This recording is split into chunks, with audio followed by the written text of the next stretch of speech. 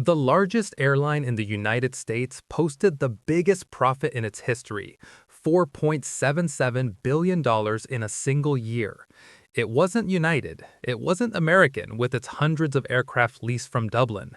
It was Delta, flying planes with an average age of 16 years, operating an oil refinery in Pennsylvania, and charging competitors to fix their aircraft. The industry consensus is clear: lease, don't buy. Keep the fleet new. Transfer risk to Dublin-based lessors.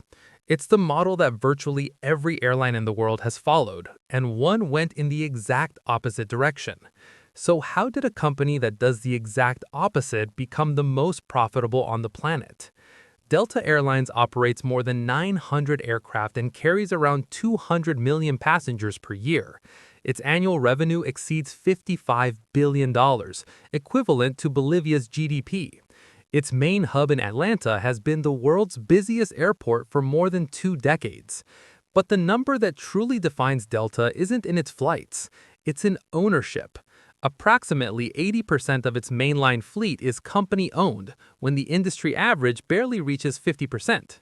It operates A319s that other airlines discarded, 757s the industry considers obsolete, MD-90s that flew until 2020.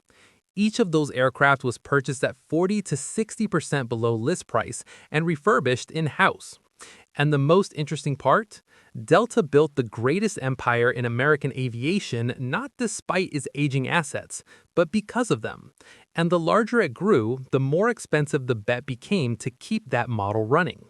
Today, we're going to analyze why Delta chose the path opposite to the market, and we're going to understand the bet Delta is making right now, in a market where its rivals have newer fleets, more flexible contracts, and less capital tied up in metal. What airlines don't announce is that leasing carries an invisible cost that never shows up in the press release.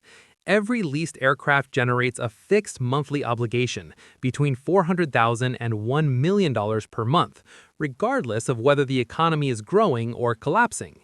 When you multiply that by a fleet of 700 aircraft, you're talking about up to $700 million in monthly commitments that don't stop even when passengers disappear. Delta eliminated much of that exposure by buying used aircraft off-market. A new A319 costs around $100 million. Delta bought batches of the same model discarded by other airlines for $40 to $60 million, sometimes less. The difference doesn't go to Dublin. It stays in Atlanta. The second mechanism is Delta TechOps. With more than 9,000 employees, it is the largest maintenance, repair, and overhaul center in the Americas, what the industry calls MRO. Think of it as a 24-hour aircraft hospital. TechOps doesn't just fix Delta's own fleet, it sells capacity to third parties, competing airlines, cargo operators, military air forces. The result, more than $1 billion per year in revenue that doesn't depend on a single passenger buying a ticket. The third mechanism is the most unlikely in commercial aviation. In 2013, Delta purchased an oil refinery in Trainer, Pennsylvania for $180 million. It created a subsidiary called Monroe Energy. Fuel represents between 20 and 25% of any airline's operating cost. It is the largest variable item on the balance sheet.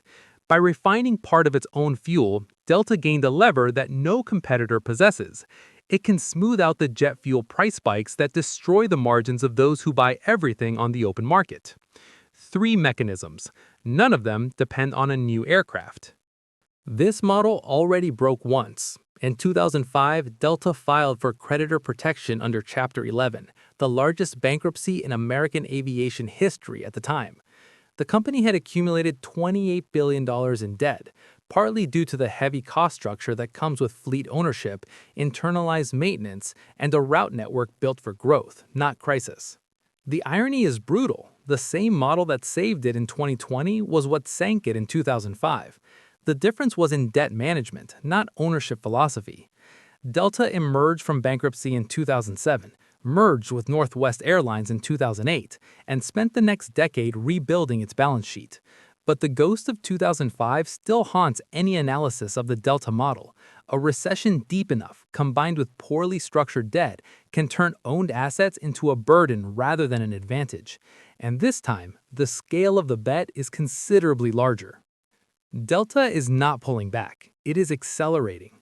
The company signed an agreement with Airbus to receive more than 100 A321neo aircraft over the coming years, new, efficient planes with fuel costs 20% lower than the models they replace.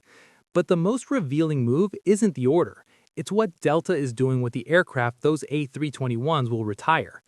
Instead of returning them to leasers or scrapping them, Delta is cannibalizing. End-of-life aircraft become parts inventory for tech ops, engines, landing gear, avionics. It's a vertical supply chain that no leasing-dependent airline can replicate, because those who lease return the entire aircraft when the contract ends. The unconventional innovation lies in the refinery. Monroe Energy underwent a quiet expansion, increasing processing capacity to cover a larger share of Delta's consumption. In a scenario of oil price volatility, which since 2022 has ceased to be the exception and become the norm, that lever is worth billions that don't show up in any fleet comparison. The vulnerability is real. If oil prices fall below the cost of in-house refining for long enough, Monroe becomes a liability. If a deep recession reduces flight demand, Delta's heavy assets become anchors. The model only works as long as scale sustains the cost structure. Stop the growth and everything changes. While Delta builds vertically, United Airlines is making an opposite and equally aggressive bet. United has ordered more than 700 new aircraft, the largest order in the company's history, with delivery scheduled through the early 2030s. New fleet, flexible leasing, predictable maintenance costs by contract. United has no refinery. It has no tech ops generating $1 billion in third-party revenue. But it has something Delta cannot buy: pure contractual flexibility. When the next crisis cycle arrives, and it will, United can return aircraft, renegotiate leases, reduce capacity without destroying its balance sheet. The asymmetry is structural. Delta needs the economy to keep flying for its assets to generate returns. United can shrink.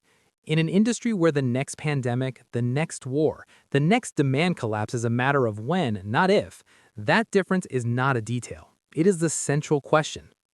Delta is betting that scale, ownership, and vertical integration will beat flexibility and a new fleet over the long term.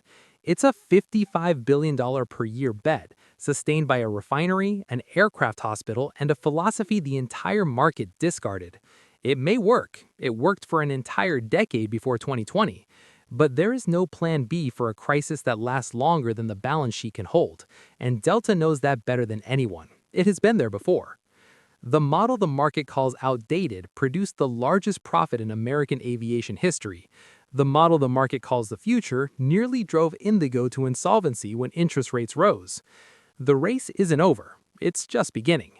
If you want to understand the real money that drives global aviation, subscribe for more analysis. Until next time.